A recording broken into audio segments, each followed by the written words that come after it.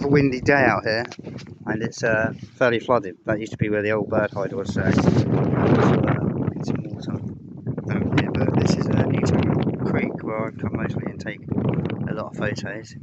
So there's just loads of geese around today, and some other birds. A bit of ones that seem to be getting the closest, but it's a lovely little spot, especially on a summer's day.